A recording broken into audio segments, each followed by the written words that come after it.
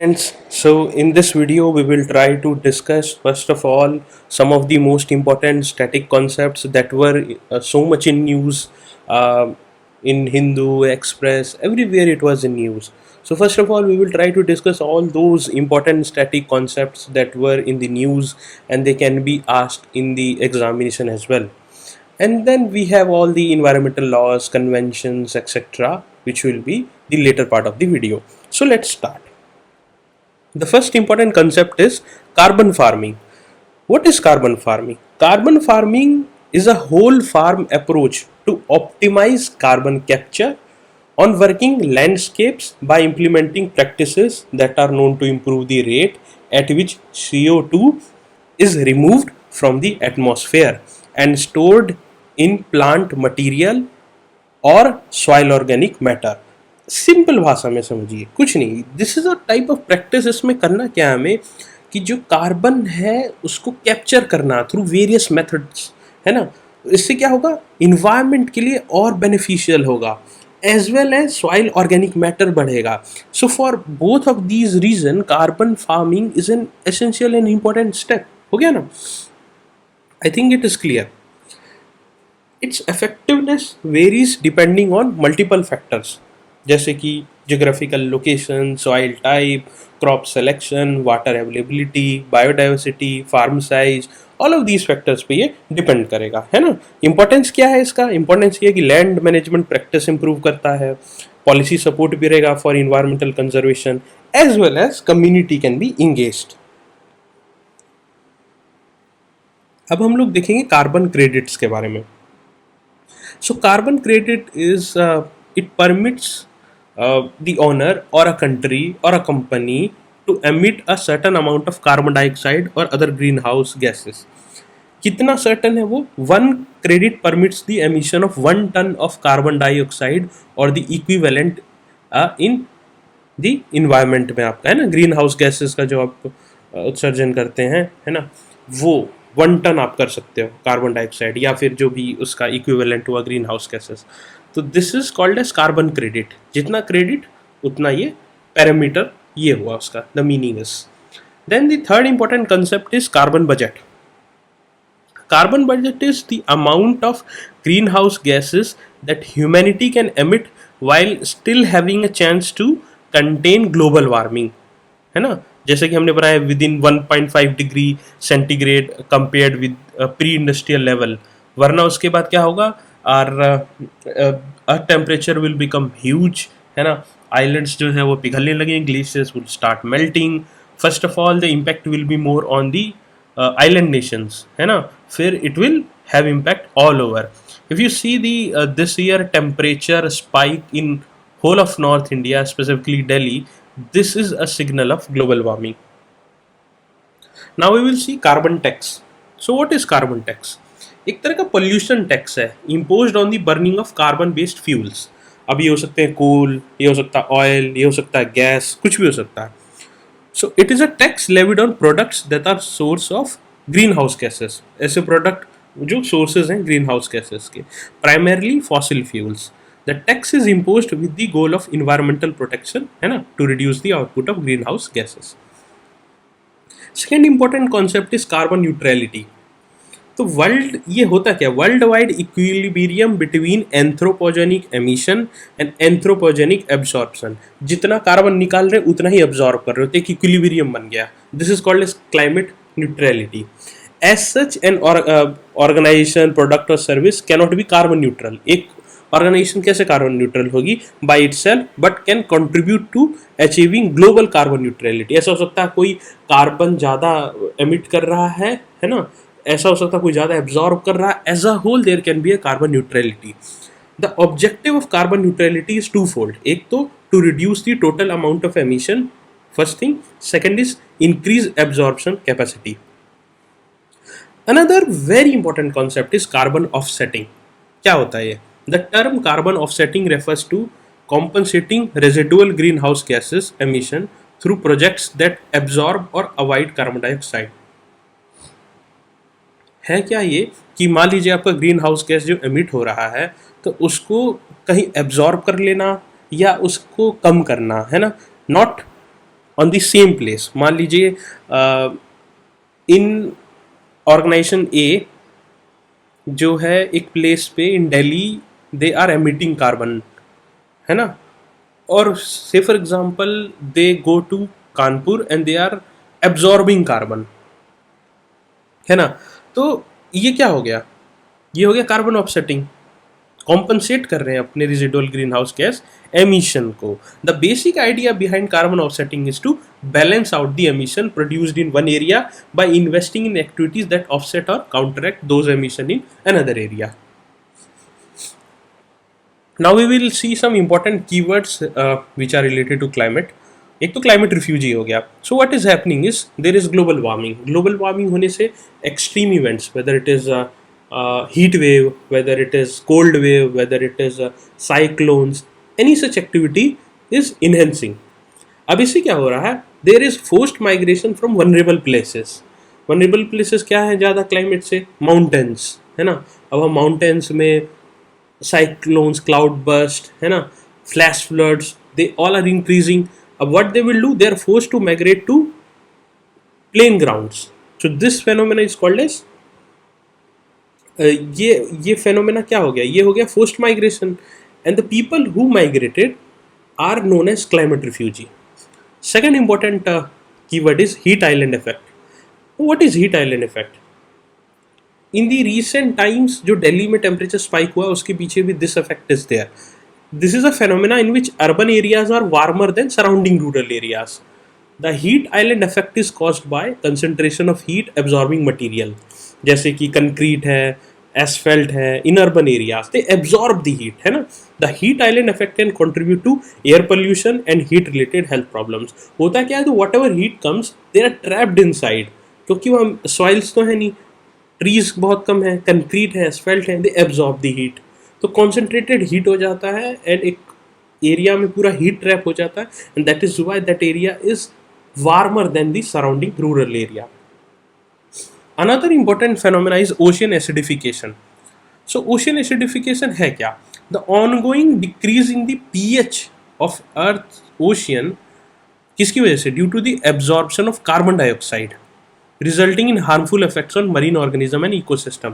उसका pH बढ़ जा रहा है because of the absorption of carbon dioxide, again due to anthropogenic activities mainly. There is another important concept which is known as blue ocean event.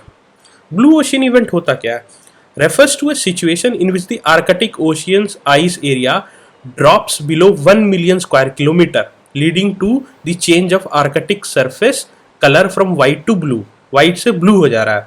Process reduces the amount of sunlight reflected into space, leading to further warming and ice loss. अब इस process से ये हो रहा है कि जो reduce हो रहा है अमाउंट ऑफ सनलाइट जो रिफ्लेक्ट होना चाहिए स्पेस में, फिर जब रिफ्लेक्ट नहीं हो रहा तो क्या हो रहा है, एब्जॉर्ब हो रहा है. एब्जॉर्ब हो रहा है तो it is again enhancing the cycle. Another important concept is flash droughts.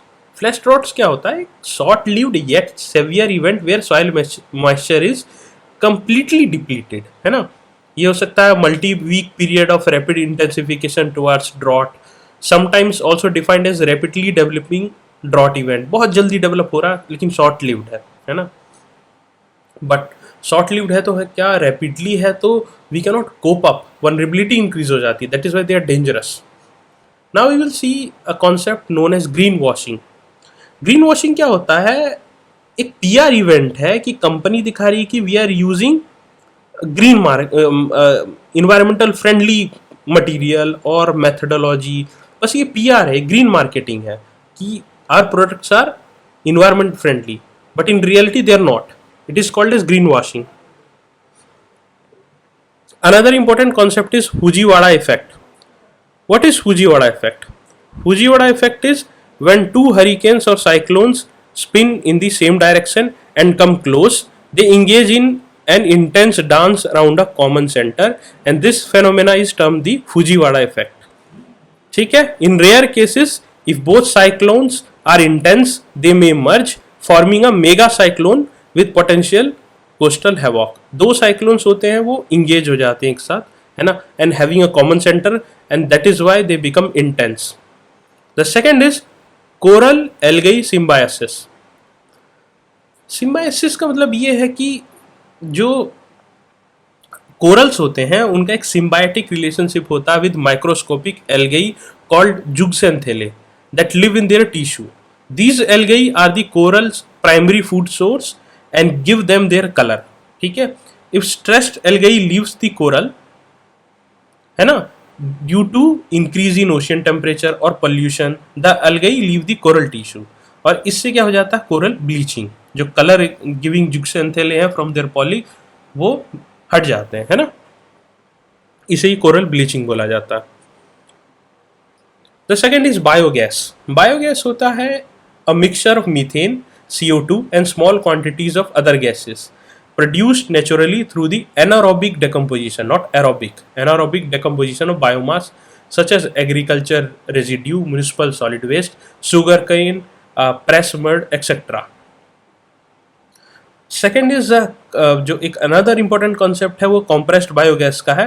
वो होता है obtained after purification and compression of biogas. Now we will see invasive plant species in India. ठीक है. I will put this PDF as well in the channel, तो उससे आप पढ़ लेना. ठीक है. इसमें यही है. The first is Mikania माइक्रेंथा.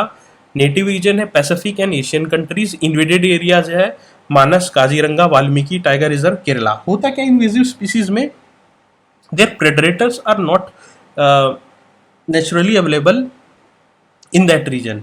तो होता क्या है, they increase in huge number, बहुत ज़्यादा इंक्रीज हो जाते हैं, और नेटिव स्पीसीज जो होती है वो कम होने लगती है. इसे इन्वेजिव स्पीसीज बोलते हैं.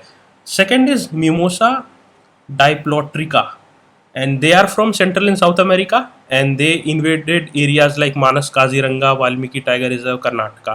फिर Xanthium strumarium, they are from North America and Argentina, and invaded area is Mukundra National Park, Nagarjuna, Sagar, Srisalam, Satyamangalam.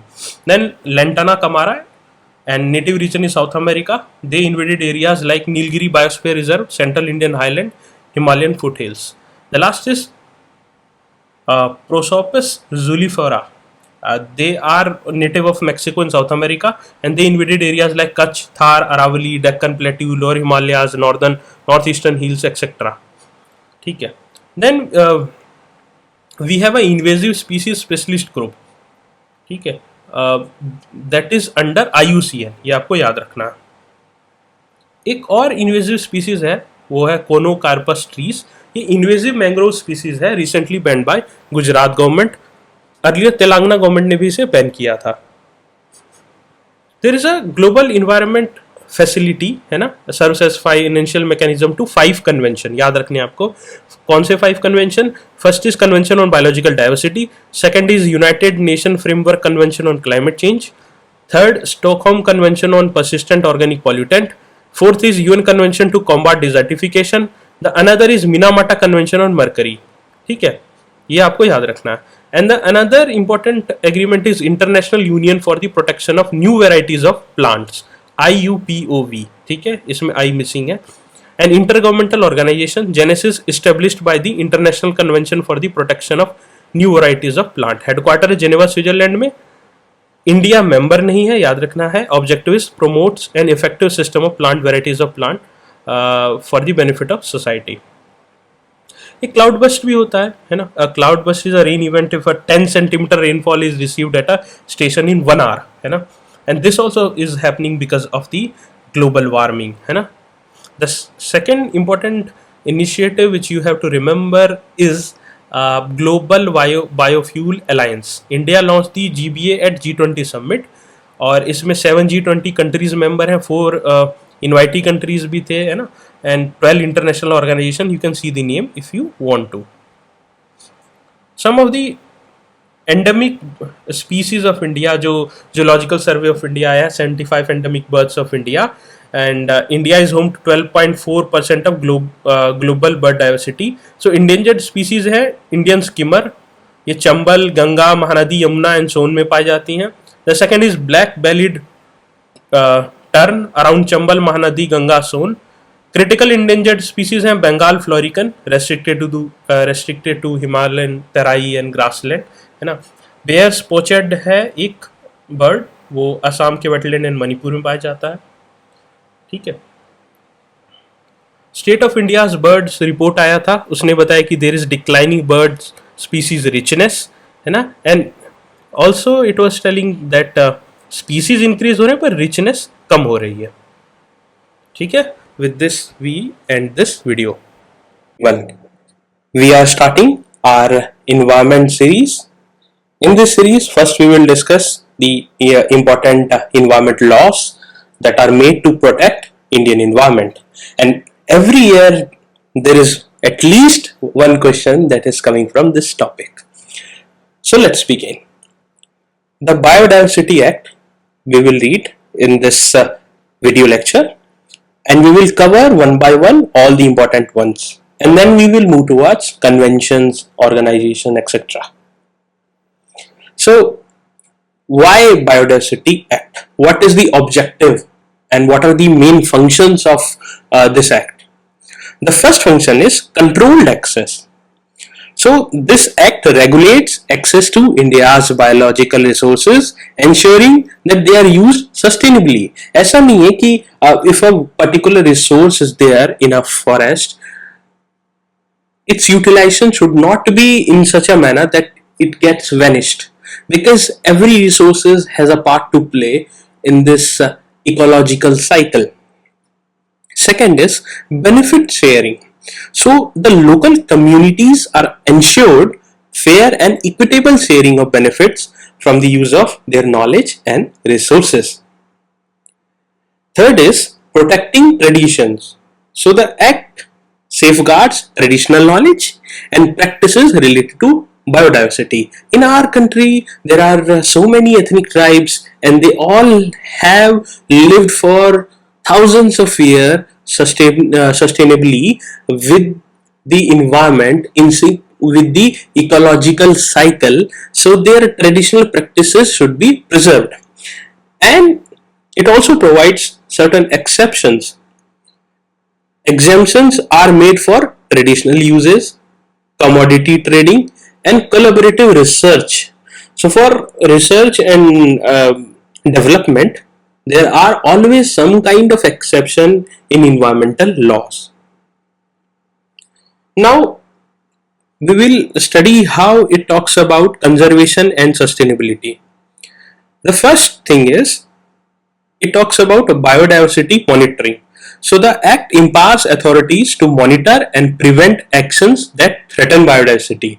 So for example, if there is a poaching going on of one-horned rhino because of their horn, so this act will have provisions which will punish it. Okay, so first thing is biodiversity monitoring. Second is species protection. The government can notify and protect threatened species under the act. Which all species are reducing in numbers, are attaining a critical position, under this act a special protection can be provided. And third is biodiversity heritage sites. So certain sites can be declared as a heritage site so that they can be conserved and they can be made a kind of heritage. Now, what are the institutional framework in Biodiversity Act? So the first thing he talks about is there should be a National Biodiversity Authority, because it is talking about a three-tier structure. So at a central level, there should be a National Biodiversity Authority, which will be a statutory body that oversees biodiversity conservation and regulates access to resources. And second, at state level, there would be state biodiversity boards, and at the local level there will be biodiversity management committees. Okay, what are the offenses and grievances that has been mentioned in the act? So it talks about that violations of the act are considered non-bailable and cognizable offenses. Okay, in polity we will make you understand what are cognizable offenses, what are bailable offenses, what are non-bailable offenses, what are compoundable offenses. Okay, National Green Tribunal can address the grievances. Okay, for anything which is a violation of environmental laws are being heard in National Green Tribunal, okay, for fast track process and for also having experts in the bench.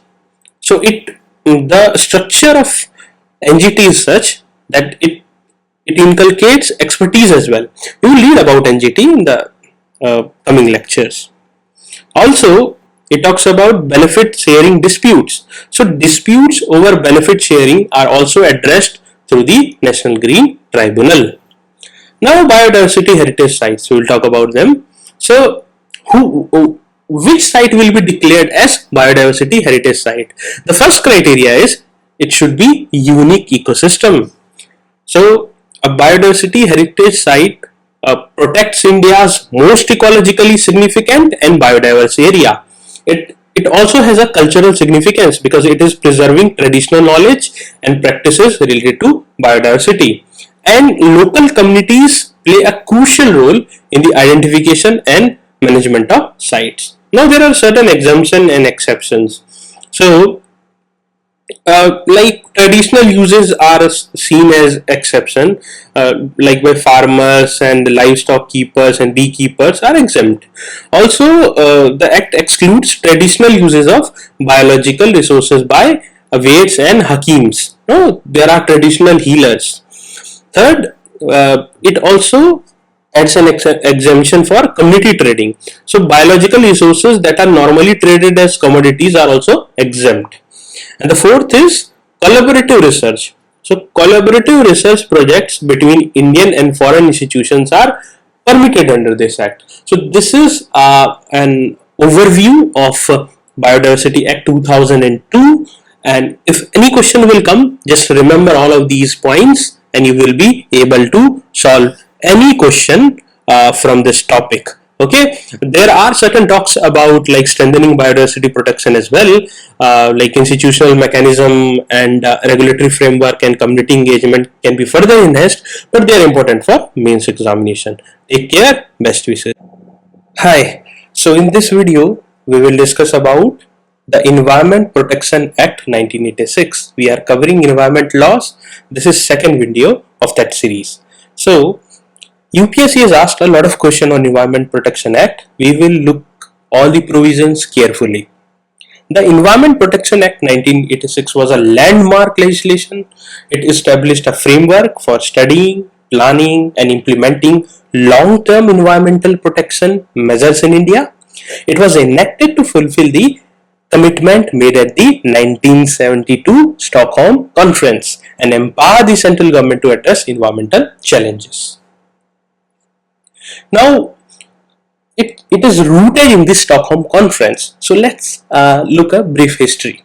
So in 1972, India participated in the United Nations Conference on the Human Environment held in Stockholm, where global leaders pledged to take appropriate steps for the improvement of the human environment. In 1986, the Environment Protection Act was enacted to implement the decisions made at the Stockholm Conference and provide a comprehensive legal framework to environmental protection in India. Now, the Environmental Protection Act continues to guide India's effort to safeguard the environment and fulfill its international commitment on sustainable development. Now, what is there in this act that it is still very relevant and it is still the foremost umbrella act to protect our environment? Let's look. Constitutional provisions supporting this act. So, Article 253, which empowers the government to legislate for implementing international agreements, the first thing. Second, Article 48A, which is a DPSP, Directive Principle of State Policy, talks about the state shall endeavor to protect and improve the environment and safeguard the forest and wildlife of the country. And the third, in the fundamental duties, Article 51A, every citizen has a duty to protect the environment. Now, it is empowering the central government for pollution prevention. It empowers the central government to establish authorities to prevent environmental pollution in all its form. It also empowers government to set standards for the quality of the environment, such as emission or discharge of pollutants. It also empowers central government for enforcement powers. The government can direct the closure, prohibition, or regulation of any industry, operation, or process to ensure compliance. You would have observed that there is an ongoing issue of air pollution in Delhi. So whatever whatever regulations come, it comes due to the provisions which are mentioned in the Environment Protection Act 1986. Now, what are the offences and penalties under the Environment Protection Act 1986? The first thing is non-compliance. Its failure to comply with the provisions of the EPA is considered as offence. And the consequence is that the law prescribes penalties including fines, imprisonment for violation of Environmental Protection Act. The central government and its designated authorities are responsible for ensuring the Environmental Protection Act and penalizing offenders. It is seen as a deterrent. Now, key amendments and developments in Environmental Protection Act 1986. In 1991, the Act was amended to strengthen enforcement mechanism and increase penalties for violation. In 2010, further amendments were made to expand the scope of the Environmental Protection Act and address emerging environmental issues. And recently also there were some amendments which were brought. Majorly, the amendments are trying to increase penalty or to make it to enhance the involvement of local bodies or people. Such kinds of amendments are being done. The soul of Environmental Protection Act is still same. What are the achievements and what are the challenges? So, Environmental Protection Act has enabled the establishment of comprehensive pollution control mechanism. Okay, it has facilitated efforts to protect and preserve India's natural resources and biodiversity. However, there are enforcement challenges and the compliance still remains low, which is a big challenge. Now, the key thing which should be ensured is citizens' participation, empowering institution, and inculcating technology. All of these are valid for mains examination, but you should keep this in mind because whatever we are reading, we should read in a comprehensive manner. That's why I am discussing the way forward as well. So with this, we are done with this lecture. Take care. Best wishes. And in this video, we will discuss about Wildlife Protection Amendment Act. In 2022, an amendment was brought, and that has changed so many things in Wildlife Protection Act, and that is why it has become important for the examination. So what is Wildlife Protection Act? It is a significant act which wants to conserve our environment, which wants to establish a framework for wildlife conservation, which wants to also secure certain species which are reducing in number, who are threatened, classifying them in schedule, and according to the schedule there should be different set of mechanism to protect them. It also talks about establishing certain bodies. It also talks about establishing conservation, different kinds of conservation efforts. All of these are given, as well as it talks about the penalties, the offences if you are not ensuring the law in letter and spirit. Whoever is trying to breach the law, there is offence. There are certain provisions for that to act as deterrence. Now, what is Amendment Act 2022? So, it wanted to strengthen the country's commitment to protect its diverse and precious fauna. Now let's look. So it wanted to align the Wildlife Protection Act with global standards. First thing is CITES compliance. The act ensures India's compliance with the Convention on International Trade in Endangered Species of Wildlife, Fauna and Flora, which regulates the global trade in wildlife and plant specimen. There are so many smuggling and illegal trade that happens cross border. To regulate that, CITES work. Okay, CITES work on a cooperation basis. Second, it also wanted to streamline schedules. The previous 6 schedules have been reduced to 4, with improved protection for specially protected animals and the removal of the vermin species schedule. There were certain species which were declared vermin, and they were seen as threat. Okay, a threat to maybe the economy or people, and then they can be declared vermin. So this schedule altogether has been deleted. Third is a management authority issue trade permits, while a scientific authority advises on the impact of trade on species survival. So reporting and identification requirements are also enforced. This has been also ensured in this. Now, strengthening wildlife protection. The Act empowers the central government to restrict or prohibit the import, trade, possession, or spread of invasive alien species which can pose a threat to native fauna and habitats. Why invasive species are so dangerous? Because there is no natural predator for that species, so it can grow like anything and can threaten other species. So that is why invasive species can destroy the flora and fauna. Second is sanctuary management. The chief wildlife warden's responsibility are expanded to include the supervision, handling, and maintenance of sanctuaries. Management plans must align with central government standards and be authorized by the chief warden. The third thing is the central government can now notify conservation reserves, broadening the extent of protection for flora, animals, and habitats. It talks about conservation reserves. Now, central government can also notify conservation reserves.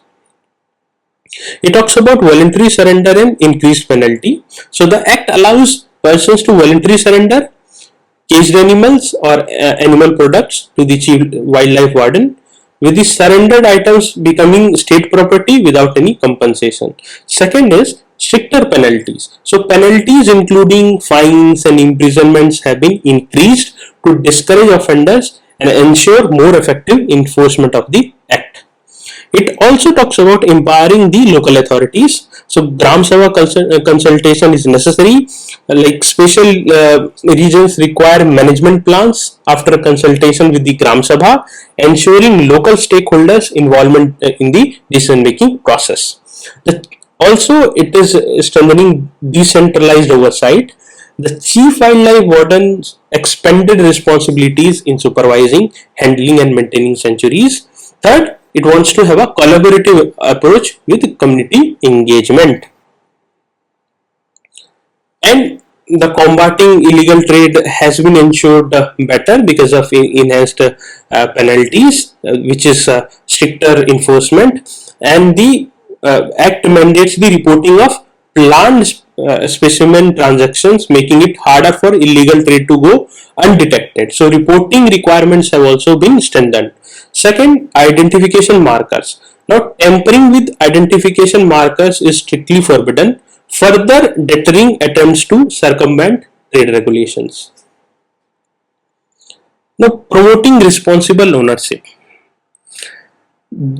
Owners of live scheduled animals are required to obtain registration certificates, promoting responsible ownership and tracking of these species. Second thing, the reporting and identification requirement for specimen transaction enhance transparency and accountability in the wildlife trade. Third is legal compliances. The Act comprehensive approach aims to ensure that all wildlife related activities in India adhere to the law, fostering a culture of environmental stewardship. So there is a holistic approach. It is aligning with global standards, it is strengthening domestic regulation, it is also promoting local engagement, and it has strengthened the teeth to combat illegal trade. So this was the lecture all about. I think this will help you. Take care. Best wishes. In this lecture, we will study about the National Green Tribunal. With this, we will stop the cover the important environment laws. We will move towards other important things of environment. Okay, so let's study about the NGT. So NGT was a pioneering institution in India. It was established to address environmental issues and also wanted to inculcate expertise. So this specialized court plays a crucial role in protecting the country's natural resources as well as promoting sustainable development. Now, what is the mandate and composition of NGT? So the mandate of NGT is to handle cases related to environment protection, conservation of forest, utilization of natural resources. It was established under National Green Tribunal Act of 2010 and is tasked with providing effective as well as expeditious disposal of such cases. One of the prime role of any tribunal is expeditious disposal. Okay. Now, what is the composition? So, the NGT is composed of a chairperson, judicial members, and expert members. The chairperson is appointed by the central government in consultation with the Chief Justice of India, while the judicial and expert members are selected by a specialized committee. You have to remember this difference. The tribunal members serve a term of 5 years and are not eligible for reappointment. Another statement on which a question can be made. Now, the jurisdiction of NGT. So, the NGT has appellate jurisdiction, meaning it can hear appeals against the decision of various environmental authorities. It is not bound by the strict procedure of the Code of Civil Procedure, again an important point, but rather guided by the principle of natural justice, allowing for a more flexible and efficient adjudication process. Now, what is the NGT's unique approach? So, they want to expedite hearing. So, NGT is mandated to dispose of applications or appeals within 6 months of filing. Okay, and the flexible procedure because they are not bound by the rigid procedure of Code of Civil Procedure. Okay, and multidisciplinary expertise because they include both judicial member and expert members. Now, there are some landmark decisions and impact, like NGT has delivered several landmark decisions tackling issues such as air pollution in Delhi, okay, river conservation on Ganges, illegal mining, Aravallis, and setting important precedents and driving environmental protection efforts. Okay. NGT's accessibility and its emphasis on public participation has also increased awareness and engagement in environmental issues. Okay. Now, where are the NGT's offices and benches, etc.? Okay, where is the principal bench? Where are other benches? So, the principal place or principal bench of NGT is at New Delhi. Then, one of the 4 other designated places of sitting for NGT is Bhopal. Another is Pune. Then Kolkata and Chennai. Okay. Now, NGT's impact on environmental jurisprudence. So, as we had discussed, they are inspiring change. They are also sometimes innovating remedies. Expertise are trying to bring some consider some technological solutions as well, and they are in a better position to judge the impact of a particular situation as well. Okay, and they are evolving jurisprudence as well. So one judgment creates a kind of base as well. So if they are talking about Bharat stage norm, say for example, so it also becomes a kind of it creates a kind of awareness. We cannot say that it acts as precedence because it is not court of record like High Court and Supreme Court. There are some challenges and they are common with all the tribunals, like there are backlogs and delays. There are also resource constraint. Enforcement needs to be strengthened, and it's a continued evolution. We need to further strengthen the National Green Tribunal even more. So this was the lecture. I hope all these were helpful for you, and take care. Best wishes. Hi everyone. In this video we will discuss about important environmental bodies in India. So let's begin. The first important body is National Biodiversity Authority, and it comes under a Ministry of Environment, Forest and Climate Change, headquartered in Chennai, not Delhi. Mandate is to oversee conservation functions under National Biological Diversity Act 2002, which I have discussed in the previous video. Go and watch that. And it supports state biodiversity boards in conservation efforts. Second is Wildlife Crime Control Bureau. It was established in 2006, headquartered in Delhi under Ministry of Environment, Forest and Climate Change. The objective is to combat organized wildlife crime, and it coordinates with the sites. Okay. Achievement is that it successfully completed multiple operations like Save Kurma, Thunderbird, Wild Rat, etc. The third scheme, kind of a scheme, not per se a body. National Plan for Conservation of Aquatic Ecosystem was to enhance water quality and conserve the biodiversity and ecosystem on a cost sharing basis between central and state government. Was established in 2013 to conserve and restore lakes and wetlands. The next is National Ganga River Basin Authority. It was established in 2009, headquartered in New Delhi, under the Ministry of Jal Shakti, not Ministry of Environment, Forest and Climate Change. It is chaired by the Prime Minister, and thus it is important. Members include CMs, all the Chief Ministers. Objective is, main goals are pollution abatement and Ganga conservation. Next body is National Board for Wildlife. It was established in 2003, replacing the Indian Board for Wildlife. It is again chaired by Prime Minister and includes various officials and NGOs. It aims to conserve and develop wildlife and forest, reviews all wildlife related matters. Next important body is National Tiger Conservation Authority, established in 2006, headquartered in New Delhi. Chairperson is Minister of Environment, not Prime Minister. Role is provides statutory authority to Project Tiger. Okay. The task is to read about Project Tiger, Project Elephant, Project Crocodile, Project Dolphin. All of these projects, go and read after this lecture. It wants to involve community as well in conservation. Next is Animal Welfare Board of India, established in 1962. First chairperson of Animal Welfare Board of India was Rukmini Dev Arundale, a renowned dancer and social reformer. Also do read about Theosophical Society, how she is involved with Theosophical Society, who formed the Theosophical Society, what was the role of Annie Besant, etc. Responsibility: it advises government on animal welfare and provides grants to animal welfare organization. It operates under the Prevention of Cruelty to Animals Act 1960 under the Ministry of Fisheries, Animal Husbandry and Dairying. Another important body is Central Zoo Authority, established in 1992, is a statutory body that complements the national effort in wildlife conservation. It aims to maintain India's zoo to international standards and facilitate the exchange of animals between India and foreign zoos. It is chaired by the Ministry of Environment and has 10 members and a member secretary. Next important body is Forest Survey of India. It was established in 1981. Okay, and it was formerly known as Pre-Investment Survey of Forest Resources, which was established in 1965. They only releases the Forest Survey report, which is a biennial report. The objective is to conduct surveys and assessments of forest resources in India. Next important body is Botanical Survey of India, BSI, and is the apex taxonomic research organization in India, established in 1890.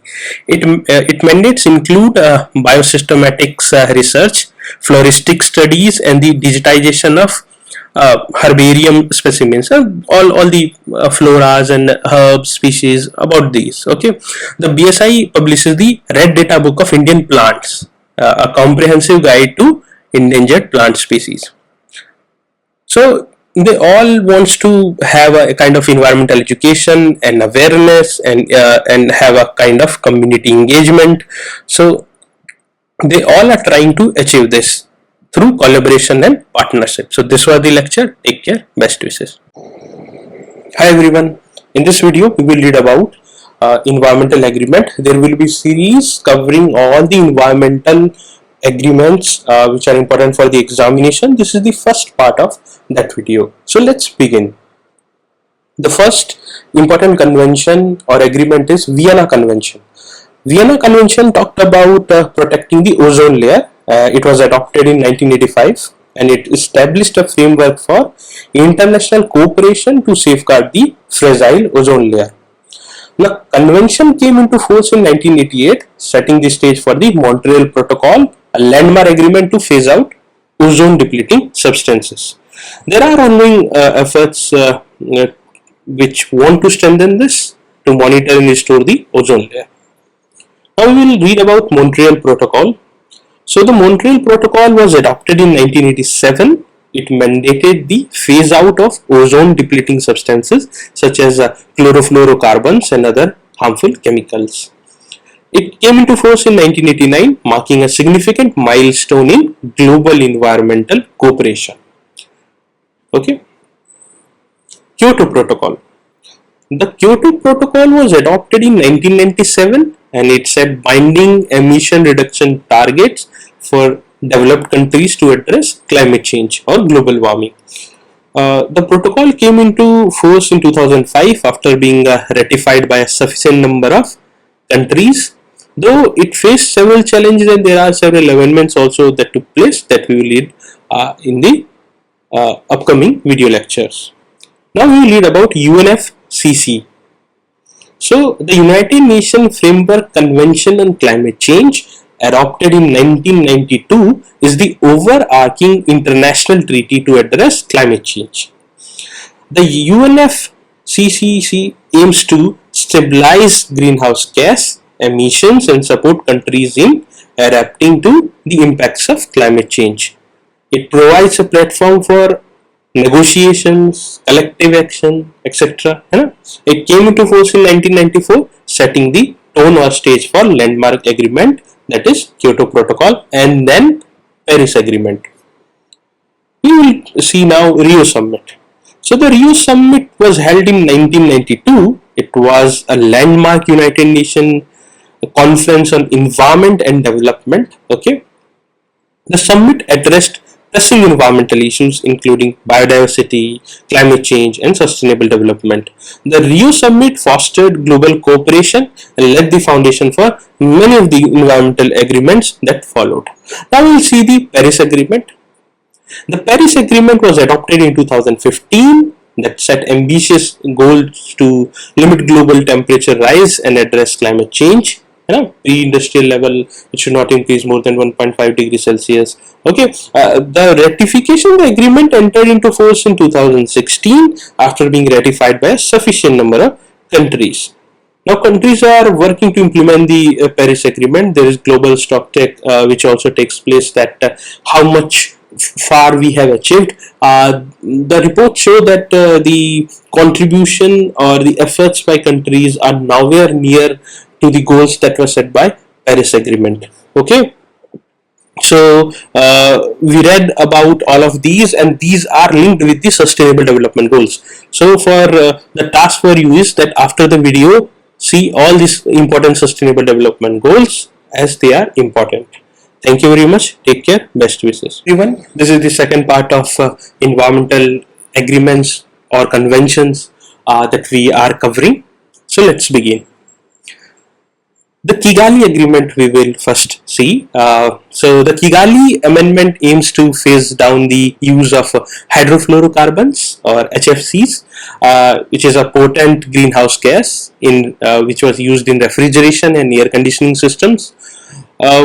It encourages the development and adoption of more energy efficient and climate friendly alternatives to HFCs. It was adopted in 2016. The amendment has been ratified by over 130 countries, demonstrating international commitment to address climate change.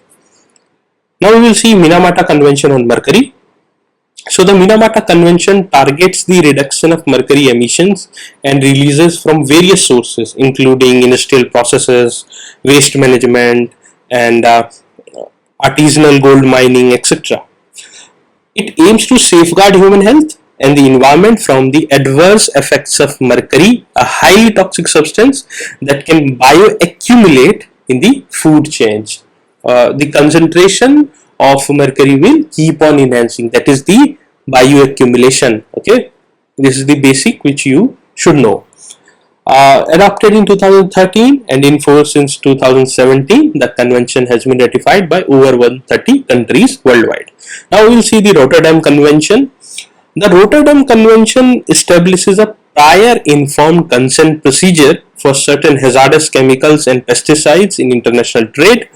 It aims to ensure that exporting countries obtain the consent of importing countries, thus establishing transparency before shipping potentially dangerous substances. Okay, it has been adopted worldwide. In 1998 it was adopted and in force since 2004. More than 160 countries and the European Union has ratified it. Shared responsibility. All these impacts talk about shared responsibility and global impact, which is a common thread, and also talks about sustainable solutions in action, which you should know, and try to bring a global change, drive a global change. Okay, so this was the lecture. We will cover more conventions and agreements in the next lecture. Take care. So we will cover the third and last part of important environmental agreements. So let's start.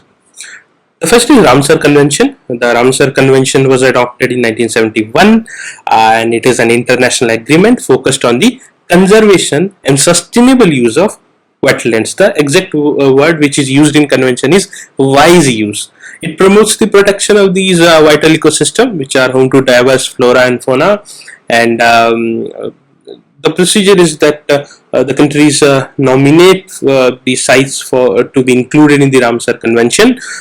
So India has more than 70 sites included in the Ramsar Convention. Wetlands not only provides a lot of ecosystem services, it also is the indicator of the situation of the environment or the global climate situation. It also indicates that. The second is Stockholm Convention. The Stockholm Convention was adopted in 2001. It aims to eliminate the use of persistent organic pollutants, okay, that are harmful to human health and the environment. It addresses the global issue of chemical contamination. It started with Dirty Dozen and then the list was enhanced. Now we will study the CITES. It's an important convention. CITES was adopted in 1963. It regulates the international trade of endangered species of wild fauna and flora, helping to prevent their overexploitation. Second is that the convention aims to crack down on the illegal wildlife trade, which is a major threat to many species, and it relies on international cooperation to implement trade controls and enforce regulations. The important and one of the most important is Convention on Biological Diversity. It was adopted in 1992. It promotes the conservation of biological diversity, including genetic species and ecosystem diversity. It encourages the sustainable use of natural resources to ensure their long-term availability for future generation. And it also talks about the equitable sharing to ensure the fair and equitable sharing of benefits arising from the use of genetic resources. And this is the act which inspired the Biological Diversity Act of 2002, enacted by the Government of India. Not only Government of India, it inspired many of the regulations and acts worldwide. So this was the lecture, and this way we have finished all the important agreements or convention for the environment. Take care. Best wishes.